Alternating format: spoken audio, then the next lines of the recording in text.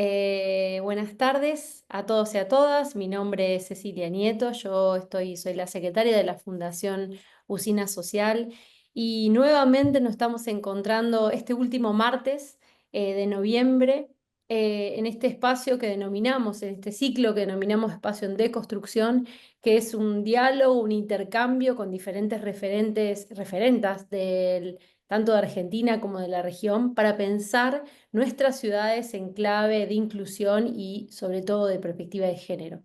Desde la Usina Social, que es un espacio que estamos por cumplir nuestros 5 años en Rosario, es un espacio de participación y de encuentro, en donde lo que tratamos de pensar y de impulsar son proyectos innovadores, colectivos, que puedan generar y transformar nuestros espacios de vida, nuestras ciudades, así como también damos la oportunidad a nuestros artistas a nivel cultural porque tenemos un espacio en donde eh, brindamos también diferentes eventos y diferentes agendas de cultura. También formamos y damos digamos, importancia a los emprendedores.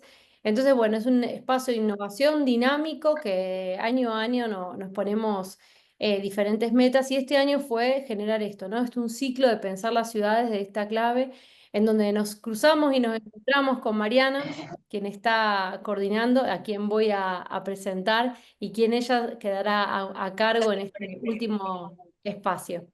Decirles a los que no la conocen que Mariana es Mariana Carvajal, es periodista especializada en temas de género y escritora, es autora de varios libros, entre ellos Yo te creo hermana, Maltratadas, El aborto del debate, y su último libro que tuvimos el honor de que lo presentó en Lucina el mes pasado, que es Encendidas, y que ahora recientemente acaba de sacar un podcast que realmente se los recomiendo también sobre la menopausia.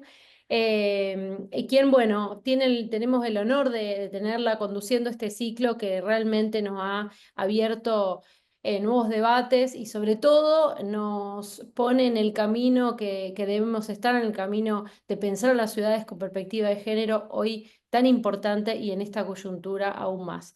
Así que Mariana, te dejo para presentar las invitadas y nuevamente agradecer tanto a Norma como a Karina y a todos y a todas las que están presentes. Buenas tardes, bueno, les doy también yo la bienvenida. Muchas gracias, como digo, en cada uno de estos encuentros a la Usina Social por permitir este espacio de intercambio que ha sido tan enriquecedor a lo largo de, este es el cuarto y último encuentro del ciclo. Estaba anunciada Eleonor Faur también, amiga y súper especialista en la temática que vamos a abordar hoy, pero bueno, por problemas personales a último momento nos avisó que no iba a poder sumarse, así que desde acá le mandamos un beso, que pueda solucionar sus cosas y seguramente la tendremos en otra oportunidad si seguimos con estos diálogos para pensar las ciudades. ¿Quién nos acompaña? Primero vamos a hablar del tema. Hoy vamos a conocer experiencias para sumar infraestructura y sistemas de cuidado en las ciudades, ¿no? Este ciclo que es Diálogos para pensar las ciudades en clave de inclusión social y género, hemos ido abordando distintas fases o facetas de cómo pensar las ciudades para hacerlas más inclusivas para mujeres y diversidades. Y en este caso un tema clave. Me acordaba recién cuando estábamos en la previa con nuestras dos súper especialistas, una de ellas es Karina Batiani y la otra es Norma Sanchís, ahora las voy a presentar, que a Karina la entrevisté buscando información sobre esto en el 2016 para el diario Página 12 para hablar sobre cómo se había implementado el sistema de cuidados en Uruguay. Ella fue una de las grandes impulsoras y recuerdo que en ese momento no era un tema que estaba en agenda en los medios de comunicación. A veces es como que cuesta explicar de qué se tratan los cuidados. Bueno, con años, varios años, sobre todo en los últimos, con muchas voceras con esta mirada, hemos logrado, creo que, trascender la frontera del gueto de los feminismos, ¿no? Y de la especialidad para poder transmitir la importancia que tiene. Y recordaba que una frase que me había dicho en ese momento Karina era, bueno, que el tema de la distribución desigual de las tareas de cuidado en términos de que sobre las mujeres recaen mayoritariamente, son el gran núcleo, es el gran núcleo de la desigualdad de género, ¿no? Bueno, ellas lo van a explicar mejor que yo, pero siempre recuerdo esa frase porque me permitió de una forma muy didáctica siempre volver a explicar por qué es tan importante que el Estado y desde también los sindicatos, las comunidades, los centros comunitarios se garantice políticas de cuidado, ¿no? Bueno, dicho esto, vamos a lo importante, que son nuestras invitadas. Karina Batiani es directora ejecutiva del Consejo Latinoamericano de Ciencias Sociales, CLACSO, es doctora en sociología por la Universidad de Versalles Saint-Quentin, no sé si se pronuncia así, en Francia, docente e investigadora de la Facultad de Ciencias Sociales de la Universidad de la República, en Uruguay, y es especialista en políticas de cuidado y autora de numerosas publicaciones en torno a las temáticas de género, políticas públicas, trabajo no remunerado y cuidados. Y como decía yo recientemente, impulsó el debate en Uruguay desde las voces de la academia, de donde es oriunda, para integrar el cuidado de las niñeces y adultos en la agenda pública y política. Y Norma Sánchez, también nos conocimos hace mucho tiempo, nos hemos cruzado hace tiempo que no nos veíamos, así que una alegría tenerla del otro lado. Es socióloga, investigadora y activista feminista, es especializada en políticas públicas con perspectiva de género, dirige la Asociación Civil Lola Mora e integra la Red de Género y Comercio. Y como parte de la Red de Género y Comercio es impulsora de temas que integran el núcleo duro de las desigualdades, como la justicia económica, los efectos diferenciales de las políticas económicas y los acuerdos comerciales, los intereses que motorizan las corporaciones transnacionales y otros actores económicos y sociales en la región. Así que bueno, bienvenidas a las dos. Como es la dinámica de estos encuentros, voy haciéndoles preguntas a ambas y quería empezar por algo bien básico que nos pudieran explicar de qué hablamos cuando hablamos de políticas de cuidado. Si quieren tomar alguna de las dos la palabra para arrancar y romper el hielo. ¿Querés comienzo?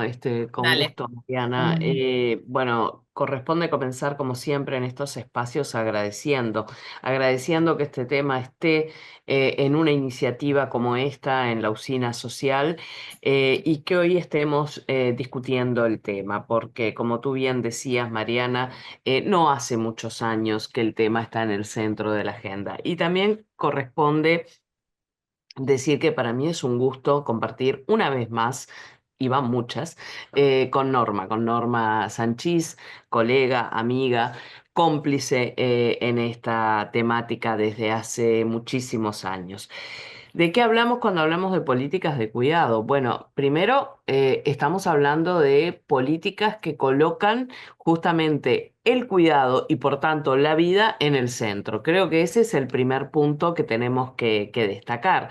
Cuando hablamos de cuidado, estamos hablando efectivamente de digamos, de esas tareas que son necesarias, que todos y todas necesitamos a lo largo de las distintas etapas de nuestro ciclo vital para poder existir, para poder desarrollar nuestra vida cotidiana. Entonces, las políticas de cuidado son justamente aquellas políticas que colocan el cuidado y la vida en el centro. Y decimos políticas de cuidado porque justamente estamos hablando de algo que, digamos, lo tenemos relativamente asumido en países de América Latina, pero desde hace pocos años, y es que esta temática del cuidado es una responsabilidad colectiva, porque el cuidado existió siempre.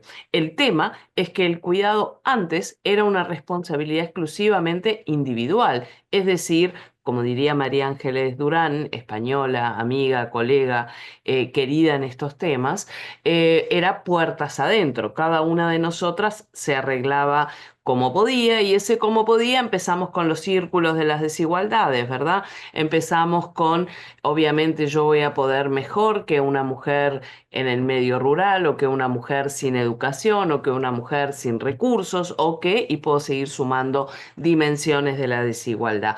Hoy entendimos, o estamos entendiendo como sociedad, que esto no es un tema individual donde cada una se va a arreglar como puede, que es un tema absolutamente necesario, bueno, para la reproducción, pero que es una responsabilidad colectiva. Y como responsabilidad colectiva que es, necesitamos políticas, políticas que faciliten, que, digamos, coloquen esta discusión del cuidado en el centro. Y cuando digo políticas, ustedes lo saben, estamos hablando entonces de responsabilidades a nivel de los estados. Quienes promueven políticas públicas son los estados, que tienen la responsabilidad de generar esas políticas. Las políticas se generan cuando como sociedad o como colectivos entendemos que hay un problema y que tenemos que resolverlo. Así lo fue en el pasado, qué sé yo, con las políticas, por ejemplo, de desempleo, ¿verdad?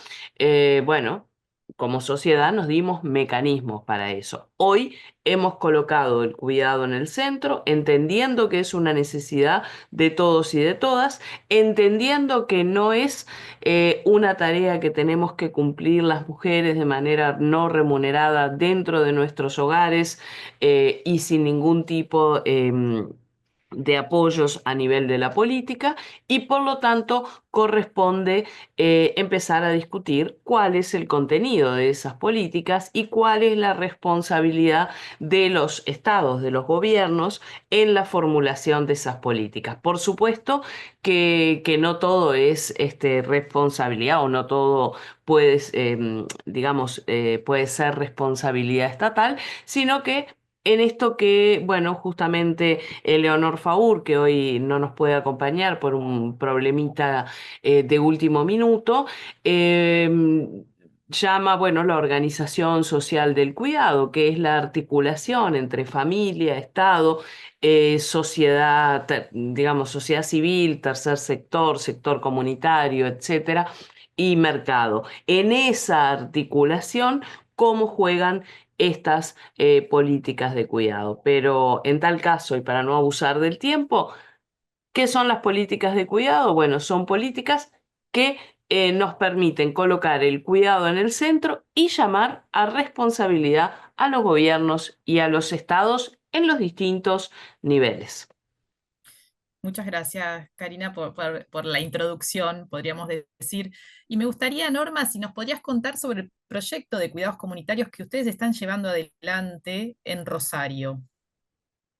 Sí, primero, no, decir gracias por la invitación, encantada de encontrarme con Mariana, con mi amiga Karina, por supuesto, que además le das cuerda y empieza a hablar y lo dice todo de un tirón, porque desde que conozco a Karina, habla de cuidados, investiga los cuidados, lo hizo desde la Universidad de la República y fue una de las motoras, junto con otras compañeras feministas que conocemos muy bien, de los avances que tiene Uruguay en materia de cuidados.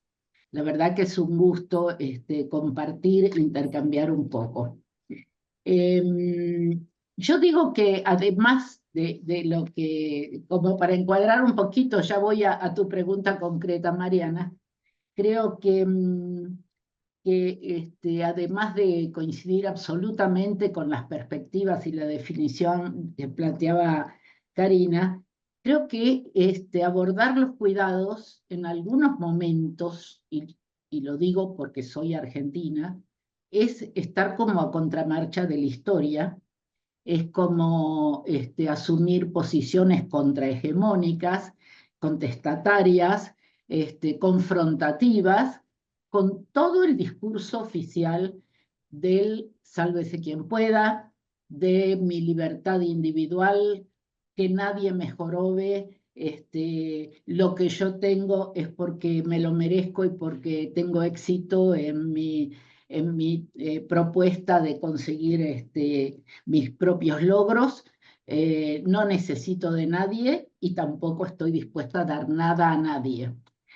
Esto es exactamente lo opuesto. Pensar en los cuidados es la empatía, es pensar en quienes nos rodean y pensar en sus necesidades, sus deseos, sus carencias, sus frustraciones. Bueno, entonces estamos hoy en un momento muy particular en nuestro país y yo celebro que se tome este tema y también incorporando esta base concreta de donde se actúan los cuidados, como son las ciudades, como son los barrios, como son los territorios. Coincido absolutamente que el Estado tiene un rol fundamental en definir políticas. Esto es lo que habíamos tenido en los últimos años algunos avances muy significativos en nuestro país y hoy está en franco retroceso y con embates de especial ensañamiento en la cerrazón de presupuestos, en el recorte de áreas, etc. Pero creo que no todo está perdido. Por suerte somos un país federal, por suerte tenemos poderes locales, por suerte podemos pensar en políticas específicas que se articulan con territorios, por suerte tenemos familias, tenemos algunos sectores del sector privado que confluyen en la importancia de pensar los cuidados y también tenemos comunidades y organizaciones y grupos que actúan a nivel de las comunidades y los barrios. Entonces, quiero decir que desde hace años, desde la Asociación Lola Mora, venimos trabajando muchos años con grupos en los barrios más populares, barrios con poblaciones de bajos ingresos, en el conurbano de la Ciudad de Buenos Aires, en muchos municipios que rodean la Ciudad de Buenos Aires, más recientemente también en la ciudad de Rosario y en otras localidades, sobre todo con grupos urbanos, aunque también de alguna manera hemos incorporado una mirada que nos trajo mucha riqueza y ampliación de sentidos en los sectores rurales, pero que eso da para otra. Entonces, quiero decir que lo que yo puedo comentar y plantear de las experiencias que venimos desarrollando en la ciudad de Rosario están alimentadas por una historia también y unas prácticas y unas acciones que venimos desarrollando desde hace unos cuantos años desde la Asociación Lola Mora. Quiero decir también que nos acompañan dos de las profesionales que trabajan de la Asociación Lola Mora, que trabajan específicamente en la ciudad de Rosario, como son Daniela Rey y Gabriela Costagliola, que ustedes las ven ahí, así que cualquier opinión y complemento les voy a agradecer que aporten. Bueno, desde empezamos a trabajar por una inquietud que surgió en una gestión anterior de la ciudad, junto con ONU Mujeres, en dos barrios de la ciudad, que para quienes no son de acá, de la ciudad, para Karina, que a lo mejor no lo tiene tan ubicado, son dos barrios que se ubican en el noroeste de la ciudad, que crecieron y se fueron consolidando a partir de las décadas del 70 y 80. son barrios populares. Uno se llama Empalme Graneros y otro es el barrio Ludueñas. Son barrios con alta conflictividad social, con altos niveles de delincuencia y de violencia, y al punto que, bueno, no es extraño cruzarse a cada rato con la gendarmería o con fuerzas que estén tratando de proteger a los vecinos o ver qué hacen de alguna manera.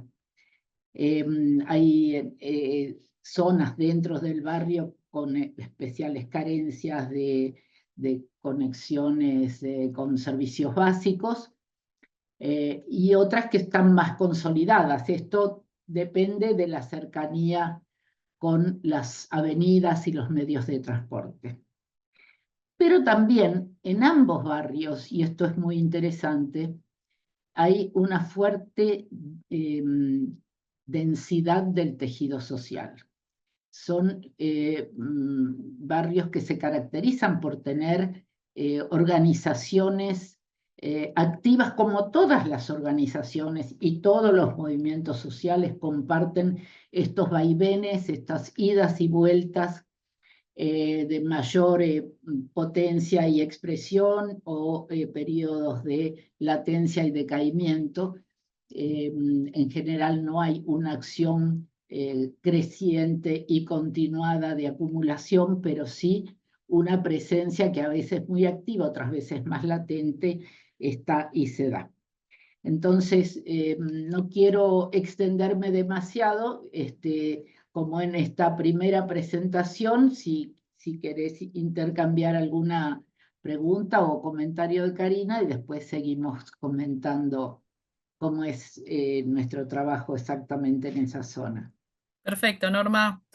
Ay, qué ordenadas las dos, se van pasando la posta como si lo hubiésemos ensayado. Karina, ¿sabes qué quería que nos contaras cómo se llegó en Uruguay a considerar los cuidados como un derecho y cuál ha sido la experiencia de desarrollo de las políticas públicas de cuidado desde entonces hasta la actualidad, con los cambios de gobierno incluidos, ¿no? Sobre todo el último, que es un cambio de Sí, gobierno maravilloso. Permítanme festejar te iba a desde este lado decir, te del iba a río decir si ya el sacamos todos triunfo. el pasaje para el 1 de marzo. El triunfo de Yamandú y bueno, y el retorno de la alegría y la esperanza al Uruguay a partir del 1 de marzo. Pero yendo a tu pregunta, efectivamente, desde, bueno, 2015 en adelante tenemos un sistema de cuidado funcionando en Uruguay, que lo primero que quiero resaltar, sería muy largo hablar del sistema de cuidados, pero yo quiero resaltar y retomando algo que decía Norma recién, digamos, ese sistema acá en Uruguay fue posible porque se articularon tres grandes componentes. El componente, por supuesto, de una voluntad política, del componente, digamos, de política propiamente dicho, en el sentido de que se había identificado la temática del cuidado como un tema central en el eje de las desigualdades de género, pero también de las desigualdades sociales, y había una voluntad política de transformar eso, de transformar algo que cuando lo escuchamos a las feministas a veces nos parece increíble escuchar esos discursos, que es modificar la división sexual del trabajo, es decir, el origen de las desigualdades de género, ni más ni menos. Y eso implicó un compromiso, por supuesto, un componente y un compromiso político, pero todo eso también fue posible porque hubo una articulación con el sector académico, es decir, con el sector académico, el sector académico, como me gusta definirlo a mí, que tiene los pies en la tierra, en el barro si es necesario, y no que está allí arriba imaginando cosas lejos de la realidad. Es decir, ese sector académico, como es la academia feminista, que tiene claramente una voluntad de generar conocimientos para la transformación social, no solamente por el placer de conocer. Entonces, ahí hubo una articulación virtuosa desde la institucionalidad político-estatal, progresista, feminista, etcétera, con la academia, pero también con el sector de la sociedad civil y el sector de los movimientos y organizaciones sociales, por supuesto de mujeres, pero no solamente de mujeres, sino también bueno, distintas articulaciones de movimiento con base también territorial y en muchos casos comunitario, como planteaba Norma recién. Fue esa conjunción que permitió avanzar en el sistema de cuidados. Sistema de cuidados que no me voy a detener en él, en describirlo, porque sería un abuso del tiempo, pero que logró efectivamente aprobar una ley y reconocer el cuidado como un derecho. Y ese es un mecanismo absolutamente central para después poder exigir políticas de cuidado, ¿verdad? Si uno reconoce que el cuidado es un derecho, bueno. Sí, ya sabemos que muchas veces, digamos, está esa distancia, por supuesto, entre los derechos reconocidos y la posibilidad real de ejercerlos, pero por lo menos tenemos un mecanismo allí para presionar, para decir esto es un derecho y se requieren, por lo tanto, determinados mecanismos de políticas para que todos y todas puedan acceder. Entonces, esa idea del cuidado como un derecho y el cuidado como un factor clave para superar la desigualdad fue central.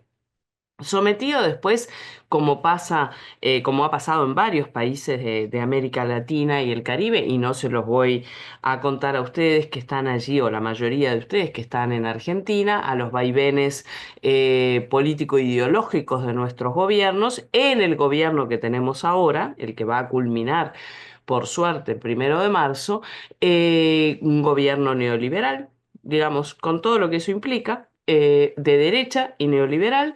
Bueno, el sistema de cuidados sufrió recortes. El primer recorte, además de los recortes presupuestales, fue un recorte conceptual, fue asociar políticamente a nivel del instrumento estatal cuidados con discapacidad, que se podrán imaginar, y perdonen por el lenguaje coloquial, pero que para quienes venimos desde hace muchos años empujando este tema en la conceptualización del mismo y en la implementación de políticas, fue prácticamente como un insulto, ¿verdad? Volver a asociar cuidados con discapacidad. Y eso llevó a que en estos 5 años, o casi 5 años que tenemos de gobierno neoliberal a la uruguaya, pero neoliberal al fin, haya habido recortes, recortes en las políticas, recortes en las prestaciones que brindaba el sistema de cuidados. Pero el sistema sigue allí funcionando. Ahora bien, tiene un gran desafío hacia adelante,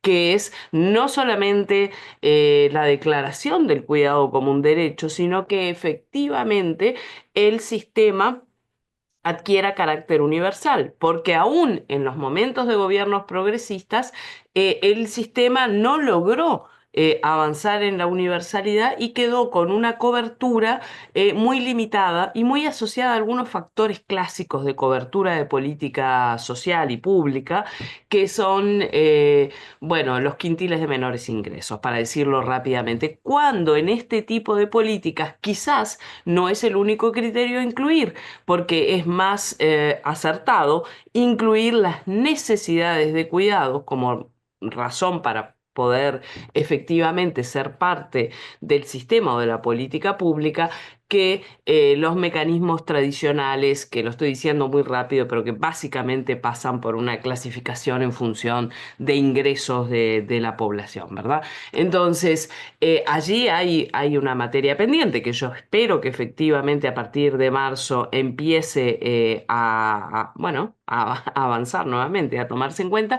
Y allí también, por supuesto, con las diferencias entre Uruguay y Argentina, que son muchas, aunque tenemos también muchas similitudes, pero territorialmente tenemos enormes diferencias. Este no es un país federal, entre otras cosas. Bueno, necesitamos el desarrollo de políticas de cuidado de carácter, si ustedes quieren, local, ¿sí? Que se promuevan más experiencias de política, no tanto desde el nivel nacional, sino también a nivel local, que se ha hecho en algunas ciudades, en Montevideo, donde yo estoy en este momento, bueno, y en algunas otras, pero es todavía una materia pendiente. Creo que no contesté lo que me preguntaste, Mariana, pero en tal caso lo que tú me preguntaste fue lo que me inspiró a decir todo esto.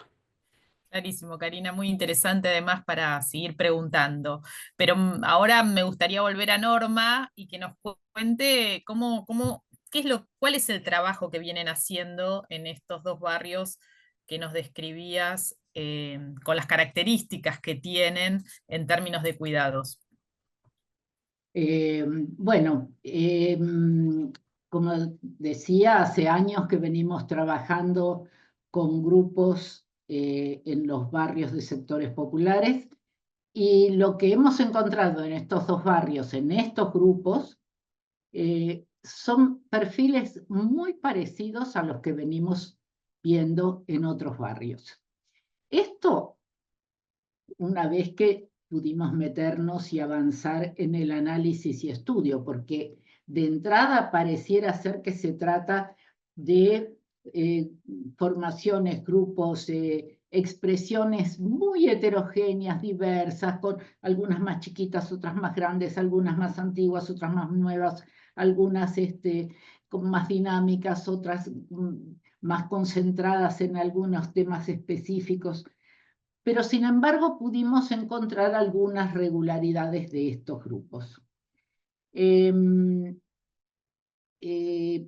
Quisiera decir que ante todo hicimos un mapeo en estos dos barrios, un mapeo que partió del mapa federal de cuidados, que consideró algunas puntas de este tipo, pero que siguió indagando, claro, en superficies menores y ampliando la lupa, digamos. Y se logró, a través del mapeo, identificar a casi 140 grupos entre los dos barrios. La mayor proporción en el mayor de los dos barrios, que es Ludueña, y un poco menos en unas 40 organizaciones en Palmegraneros. No se barrieron en su totalidad los barrios, hay zonas que son más peligrosas, no es tan fácil entrar, pero sí en todo lo que se pudo explorar, estos fueron los resultados. Y además se tomaron una serie de características de estos grupos. Por empezar, habían surgido en general como grupos autogestionarios que se proponían hacer acciones colectivas, siempre liderados por mujeres. Con las referentas eran mujeres. Por supuesto, hay una relación directa con una extensión de los roles tradicionales que se cumplen en los estereotipos femeninos dentro de las familias, que se extienden al barrio. Aunque, como ya vamos a ver, adquiere otras características más potenciadoras cuando se ejercen estas acciones y liderazgos fuera del barrio. Bueno, son grupos que en general comparten el territorio, no son gente que viene de afuera a hacer acción social, sino se trata de las mismas vecinos del barrio y vecinas que se organizan. Y dije vecinos porque también de pronto en algunos de los grupos hay hombres, ¿sí? No me quería olvidar de eso, pero hay una fuerte segregación de tareas. En general, las tareas pesadas son de los hombres, traer las garrafas, cortar la leña, bueno, se cocina mucho a leña cuando hay comedores o merenderos todavía en estos barrios, entonces hay ciertas tareas que son de los varones, pero la mayor parte de las actividades, las iniciativas, las propuestas son de las mujeres y los liderazgos también. Bueno, a veces son ellas mismas, comparten las necesidades que vienen a solucionar. Por ejemplo, la gran mayoría de los grupos atienden cuestiones alimentarias, prestaciones alimentarias para el resto del barrio, pero ellas mismas en ocasiones también parten de sus propias necesidades y cuando gestionan alimentos para cocinar para el resto del barrio, obviamente también comparten esa misma comida. Y también en una muy alta proporción instalan comedores o merenderos dentro de su propia casa. Cuando se preguntó en los mapeos la antigüedad de las organizaciones, más o menos la mitad se formaron en la última década, inclusive con algún predominio especial durante la pandemia. Y la otra mitad son más antiguas, son anteriores, aunque no han tenido actividades permanentes, por supuesto, como decía, a veces fluctúan. En general, en la gran mayoría, no dependen de otras instancias fuera del barrio. Más o menos un 30% sí están conectadas con alguna iglesia o alguna institución confesional o un partido político. Pero la mayoría mantienen, y con bastante celos, su autonomía respecto de sus acciones. Bueno, decía que la principal actividad es la alimentación, pero a partir de ahí se empiezan a incorporar otras temáticas porque esta interacción con el resto del barrio permite detectar muchas necesidades que no estaban explícitas. Una de ellas claramente es la cuestión de la violencia contra las mujeres. También en menor medida los derechos sexuales y reproductivos y las violencias en general que caracterizan ese entorno barrial. Ahora, estos grupos son celosos de su autonomía, pero de ninguna manera están aislados. Tienden a formar redes con otras organizaciones similares en otros barrios, que el otro barrio puede ser 2 manzanas más allá, o muy próximo por lo menos. Con estos grupos forman redes, a veces con otras organizaciones de otro tipo, como los clubes barriales, o como huertas comunitarias, o como otras instituciones de salones comunitarios, etc.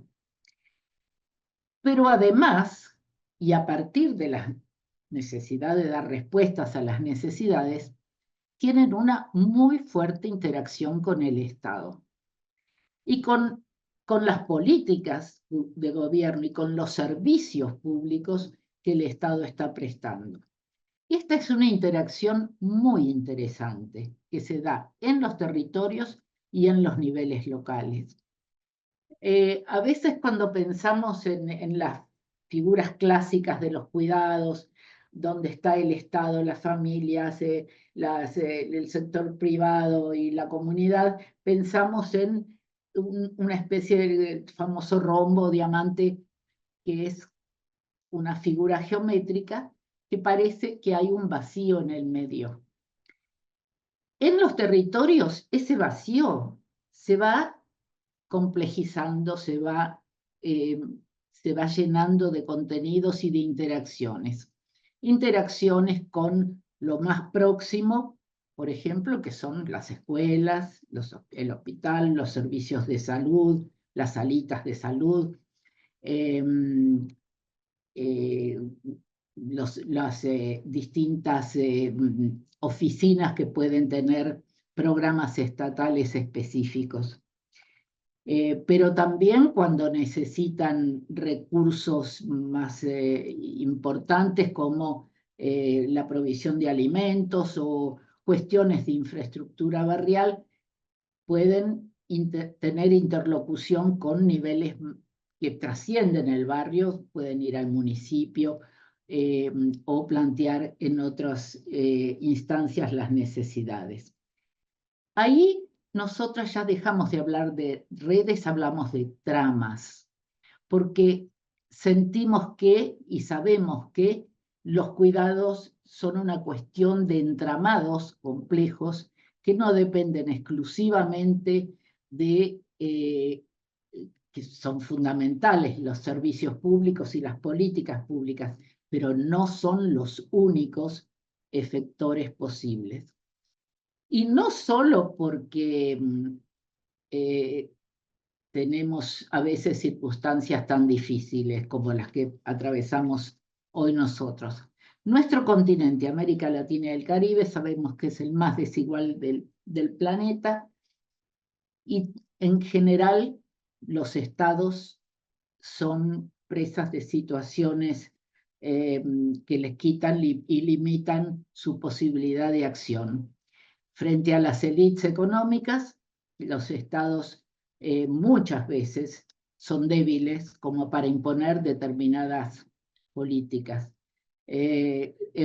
Cuando hay estados endeudados y los organismos internacionales, por ejemplo, plantean hacer recortes en las políticas y en los servicios públicos, lo primero que se corta son las políticas sociales y las políticas de cuidado. Entonces, por un lado tenemos estados débiles y hoy vivimos en Argentina, además de débiles, son cómplices de las élites económicas. Entonces, este complemento es indispensable cuando las familias no pueden, sobre todo las de más bajos ingresos, no pueden, y cuando el Estado no alcanza, no llega, no es suficiente, y ahí cobran más importancia los cuidados comunitarios en estos espacios donde confluyen con con distintos efectores y proveedores de cuidados. Puedo cortar aquí, después quisiera aterrizar todavía un poco más los trabajos que venimos haciendo. Perfecto, muchas gracias, Norma. Mira, quería contarle a Karina, preguntarle, introducirle. El otro día estuve viendo un documental en Netflix que es sobre las llamadas zonas azules, que son ciudades o comunidades con las tasas más altas de longevidad. Una serie de varios episodios que lo conduce un investigador sí, comunicador que viene trabajando, investigador sobre la temática de la longevidad en Estados Unidos. Entonces, él recorre distintas comunidades en distintos continentes con distintas características, donde trata de descubrir qué es lo que hace particular que en esa zona haya más personas que vivan más años con buena calidad de vida, ¿no? Y están expandidas por los distintos continentes. La verdad que es muy interesante, se llama Zonas Azules o así se busca en Netflix. Pero me llamó la atención un dato.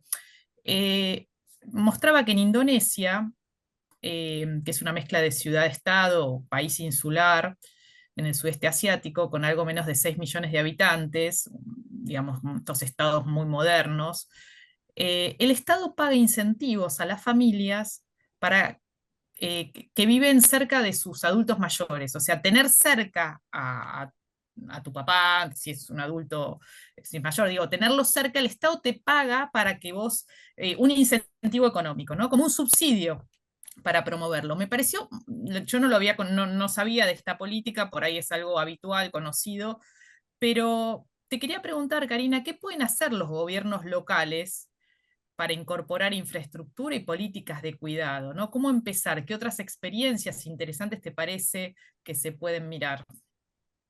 Bueno, está bien, están estas experiencias que tú estás relatando. Voy a buscar ese documental y mirarlo, así después lo comentamos.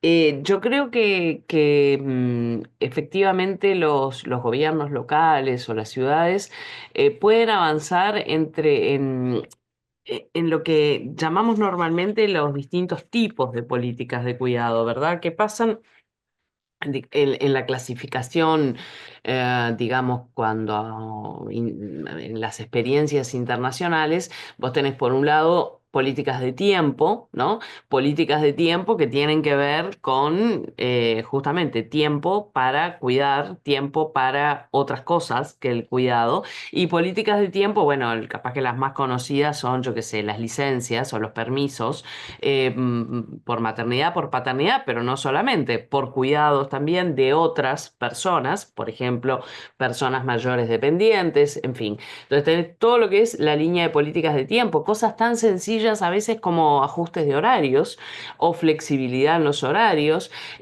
o adaptar los horarios de los servicios, ¿sí? Y ahí ya te estoy dando pistas de qué pueden hacer las ciudades o los gobiernos locales en términos de políticas concretas de cuidados.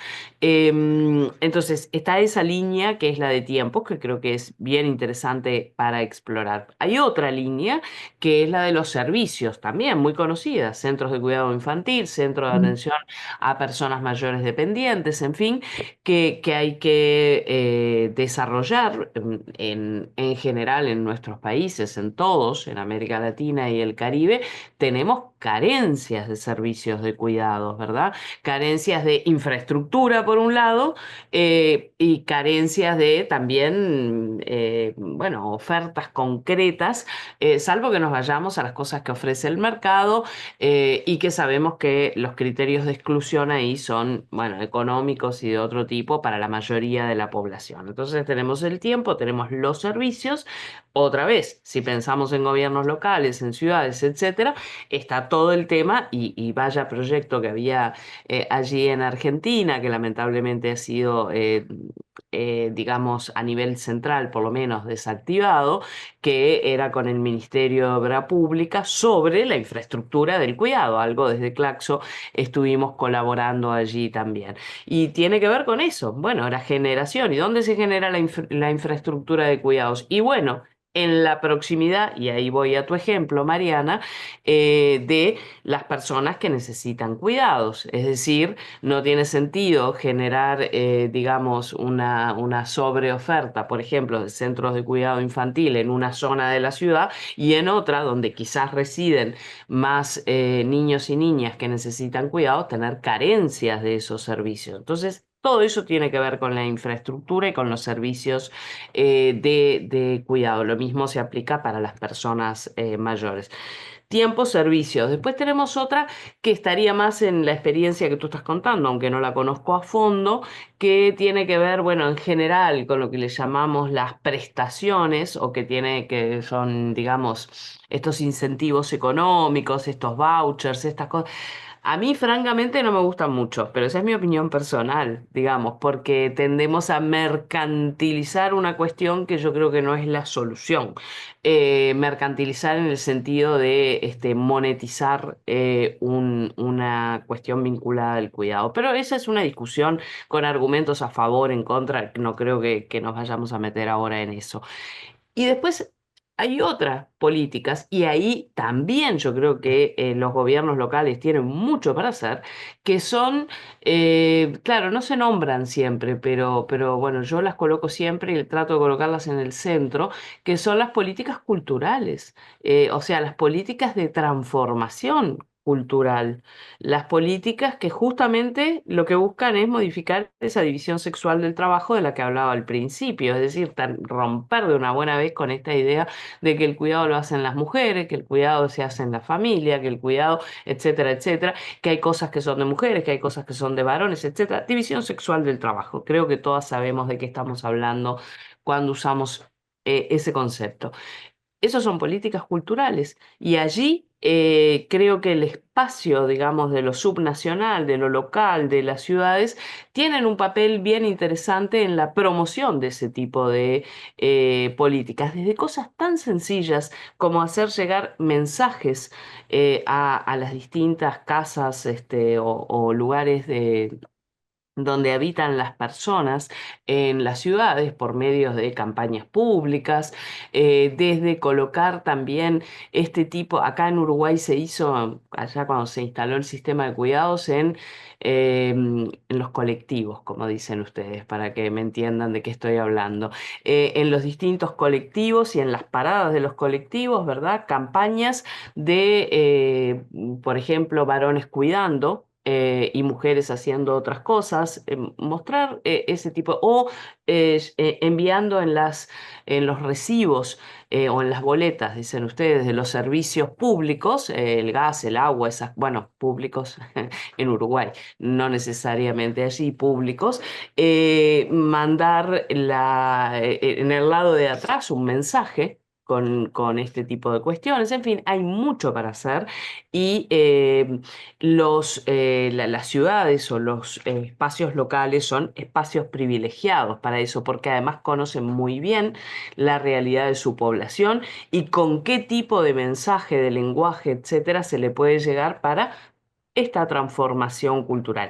Y la última, y ya me callo, es que la última línea de políticas tiene que ver con la generación de condiciones, digámoslo así, dignas, si usamos el lenguaje de la OIT, decentes, en la oferta laboral asociada a los cuidados. Es decir, cuando el cuidado es una actividad remunerada, una ocupación en definitiva, que los empleos que se generan, por supuesto, cuando uno desarrolla políticas de cuidado, es un motor también generador de empleo, bueno, tengan condiciones, digamos, de lo que se define como trabajo decente para la OIT, protección social, determinado tipo de salarios, etcétera, para no reproducir errores viejísimos como cuando surgió el trabajo doméstico remunerado y las trabajadoras domésticas eran las peor remuneradas, sin ningún tipo de protección, etcétera, etcétera.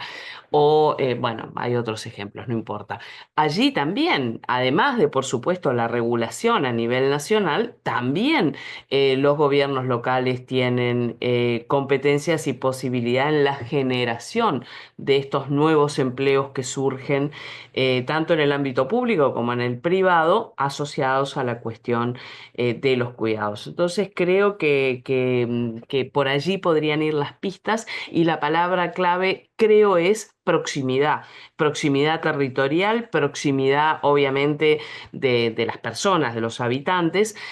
Antes, hace mucho tiempo, antes del 2000, esto en Europa le llamaban algo así como servicios de proximidad. Ah, sí.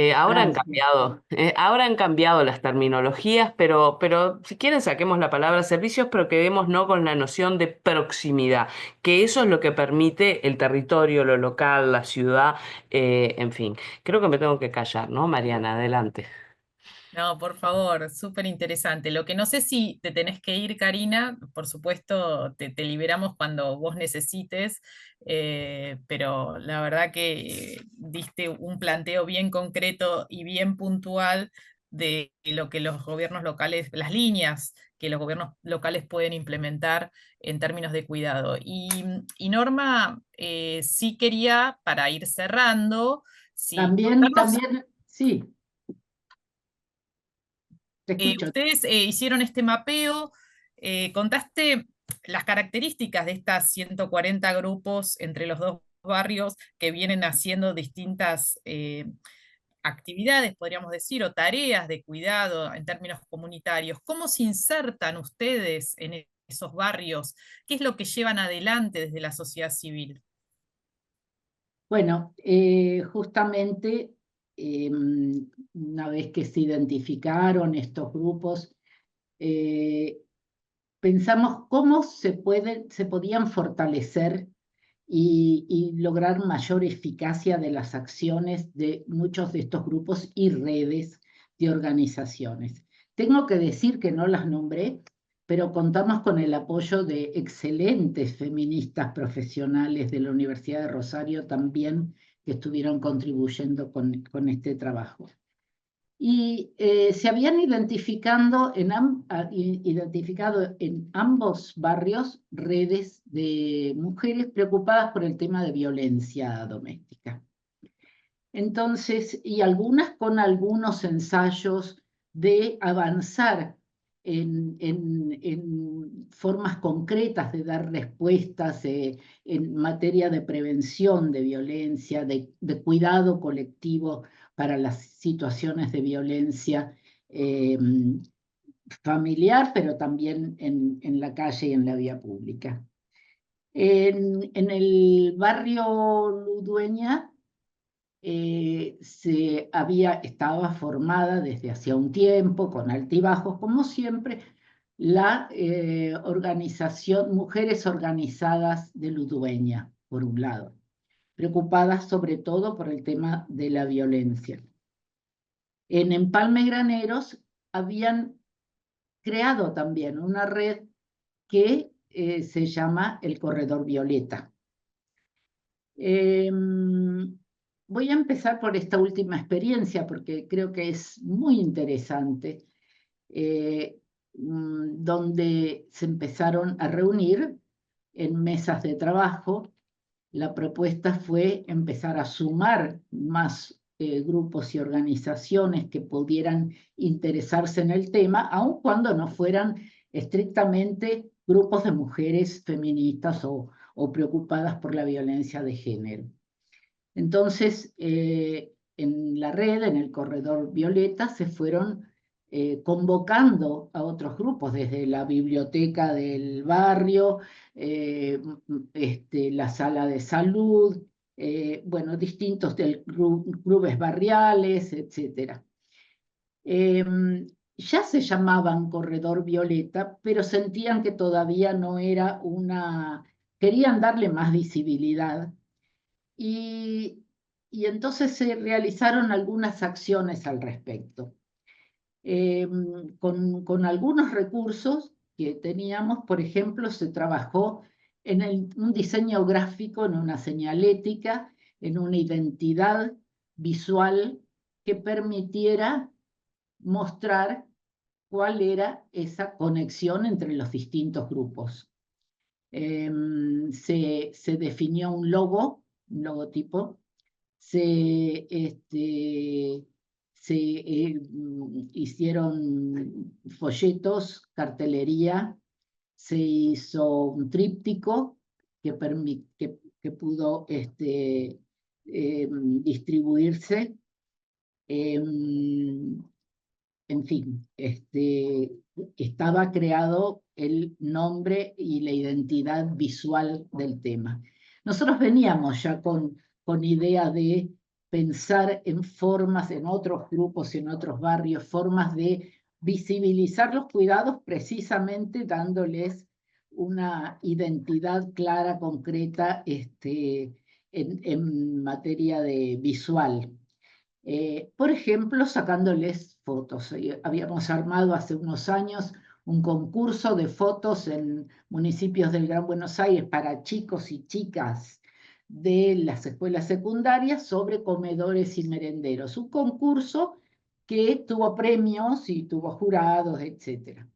Bueno, aquí también, además de toda esta identidad gráfica, se promovió el hecho de sacar fotos a los distintos grupos y organizaciones en sus distintas acciones, y también tomar videos o realizar videos de distintas personas de distintas organizaciones pudieran contar qué hacían, qué podían aportar a este corredor violeta, cuáles eran las problemáticas que querían enfrentar, etc. Bueno, tuvimos, antes de esto, también se construyó en conjunto, a medida que se iban sumando otras organizaciones, un mapa gráfico con cada una de las organizaciones y grupos señalados en el mapa.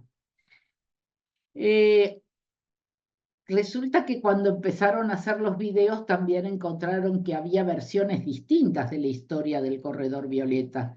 Algunas la sitúan 8 años atrás, otras dicen que es reciente y gracias a los apoyos que recibieron ahora. Entonces, otra de las tareas pendientes que se está iniciando es hacer la reconstrucción histórica colectiva de este corredor, donde también participan algunos servicios públicos, como la salita de salud, la escuela, etc. Y bueno, todo esto llegó ayer, el Día de la Violencia, y estos días tan especiales, y repitieron lo que vienen haciendo hace unos años, pero esta vez con más visibilidad, que son marchas por el corredor que van recorriendo las distintas organizaciones que se unen en torno de estas temáticas, y planteando las cuestiones de prevención, tanto en los espacios públicos como dentro de las casas.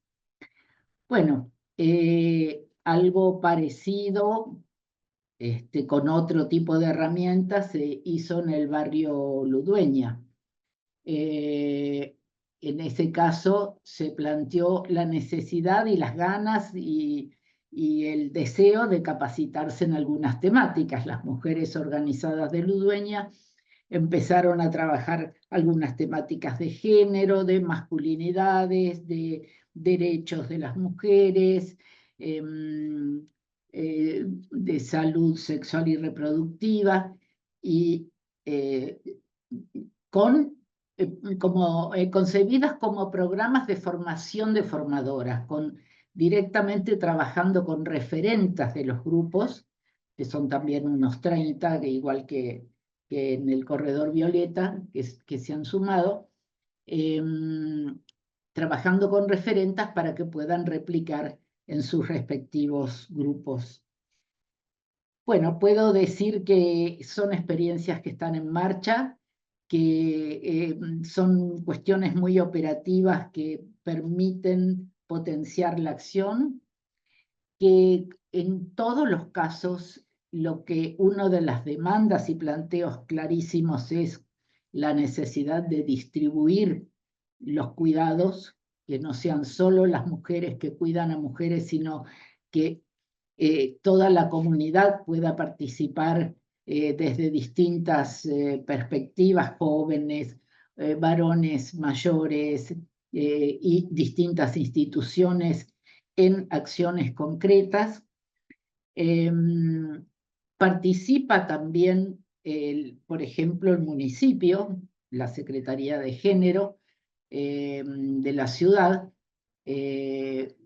y es muy bienvenido en general la relación con el Estado, con ciertas prevenciones o tensiones a veces, porque esta necesidad, este deseo de resguardo de la autonomía que decíamos antes, entonces se trata de que no se ponga un logo que tape la identidad o que sustituya toda una historia y un trabajo que se viene dando, pero que sin dejar al mismo tiempo de valorar ese apoyo que se da desde la Secretaría. Yo quería decir como otra cuestión que nos parece y que detectamos como muy importante, es que si bien las mujeres siguen haciendo trabajo no remunerado o mal remunerado, porque en muchos casos se cubrió con programas de potenciar, por ejemplo, que ahora quedó con un monto fijo que es casi inexistente. De todas maneras, por un lado, existe el riesgo, y este es un debate, de fortalecer estereotipos de género, porque las mujeres siguen siendo las que se hacen cargo de los cuidados, si no se atiende con mucha atención a esta necesidad de distribuir y de dar espacios también a los varones y a distintas instituciones y al Estado, y reclamar cuando es necesario. Pero también desde el Estado me parece que es una oportunidad muy importante desde los gobiernos para recoger y alimentar las políticas desde abajo. A veces se piensa que la formulación de políticas es una cuestión de especialistas, de expertos, de técnicas, de articulación entre distintos sectores de la administración pública, que es salud, que es la educación, que es la infraestructura, que es la obra pública, pero falta muchas veces recoger las propuestas y los saberes y las necesidades y los deseos y los aportes que pueden venir desde abajo. Entonces, creo que estos espacios a nivel de territorio en las ciudades son muy ricos y potenciadores para todos, digamos, ¿no? Sobre todo para el tejido social en épocas tan duras como las que vivimos, ¿no? Muchas gracias, Norma. Súper interesante la experiencia que vienen desarrollando. Hay una pregunta en el chat de Pablo Urquizo que plantea, dice, considerando la centralidad de los cuidados como propuesta de cambio social, ¿qué lugar tiene la escuela como organizador social y las políticas de urbanización para lograr ciudades que garanticen la salud integral, que es parte de la agenda de cuidados desde una perspectiva amplia del concepto? No sé si tenés algo para comentar, Norma, que te parezca. Karina nos avisó que como estaba con la agenda muy ajustada, se tuvo que retirar, sabíamos eso, así que con esto, con esta inquietud que nos plantea Paula Urquizo, que eh, daríamos por cerrado si querés hacer algún comentario, Norma. Bueno, indudablemente los cuidados no es una materia exclusivamente de servicios ligados a las políticas sociales de salud. A veces se piensa para los discapacitados, para los niños, para los viejos. Karina planteaba al inicio que los cuidados, que todos necesitamos cuidados, que todos proveemos cuidados y que los cuidados tienen una circularidad en toda la comunidad. Y por lo tanto también creo que participan todas las áreas de la vida y todas las áreas de gobierno, por lo tanto. La escuela tiene un rol fundamental. Una de las herramientas más extraordinarias que hemos desarrollado en nuestro país es la implementación de la ESI, y que está lamentablemente congelada y desactivada, pero es fundamental para pensar en políticas, por ejemplo, de prevención, que complementa toda la acción que puede hacer el barrio, sin duda, y las políticas de gobierno, por ejemplo, como el programa Acompañar que desarrollaba el ministerio.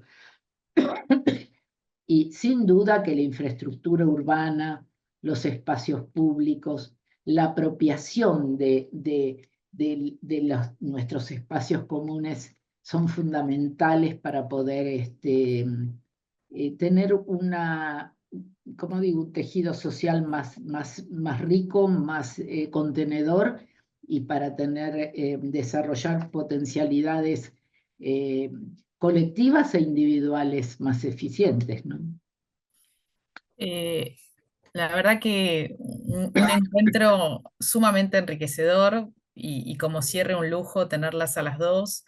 Tuvimos la mirada de Karina desde la academia aportando los saberes que permiten impulsar, animar, promover el debate en la agenda pública y política, ¿no? Con la experiencia de Uruguay, de cómo eso se puede llegar a plasmar y cuáles son los ejes muy puntuales que ella desarrolló para que los gobiernos locales puedan llevar adelante políticas públicas de cuidado, ¿no? Con todas el arco amplio que esto involucra, para hacer también desde el involucramiento de lo comunitario, con una experiencia muy concreta, como nos viene contando Norma, en relación a estos dos barrios de Rosario y cómo desde las organizaciones de la sociedad civil, que sería la otra pata, ¿no?